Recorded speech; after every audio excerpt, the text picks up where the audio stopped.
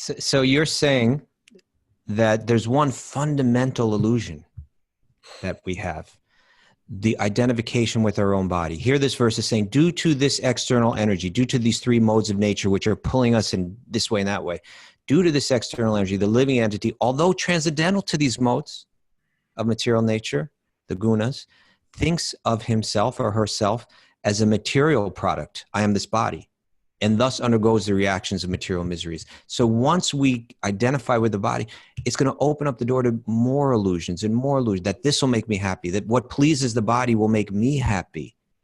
But it doesn't work that way. You know, there's a fascinating, later on in Bhagavatam, third canto, the sage Vidura will be speaking to the sage Maitreya. And he'll say, if we are indeed transcendental to these three modes, if by nature we're pure, then how is it that we begin to identify with the material energy and feel the effects of impurity? And he gives an analogy. You know what the analogy is, Raghu? A little hot seat there. It's a good one. No? Attention. I was looking at Spotify to queue up the closing song. Oh.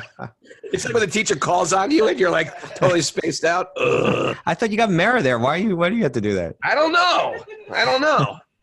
You probably He's don't. just sitting there smoking a cigar over there. Okay, so I'm going to share that analogy. Ready now? This is the question was, Raghunath. Are you listening now? No, you're still not. I need your attention, Raghu. First and foremost, I need your attention. Sorry. Carla's gonna chop me down now. She's well aware of. So the question that Vidura asks Maitreya is, if we're pure by nature, if we're transcendental by nature, if we're beyond suffering by nature, how is it that we lose touch with that? And he says it's like this. It's something like this. It's like the moon is in the sky and it's steady. You can picture the full moon in the sky. But when that full moon is reflected on the water, like say a pond, if a little breeze is blowing that pond, then it creates ripples in the water. And if you look at the moon in the water and you think that's the moon, then the moon appears unsteady. So similarly, by nature, the soul, the Atma, is steady. But if the soul looks to the mind and thinks that is me, and the mind is part of the body, it's the very subtle part of the body. If the soul looks to the lake of the mind, which is moving because it's made out of matter, the soul is made out of spirit, so it's steady. But if the soul looks and identifies with the mind, then it sees itself as being unsteady. And therefore, as it's being mentioned here, we undergo the reactions of material miseries.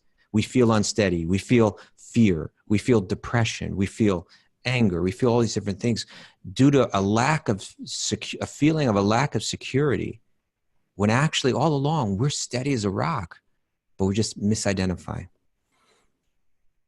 That is beautiful. It's a great analogy, right? It's not only that, is the sages are in the pages. Sages are in the pages. That's why we need this stuff.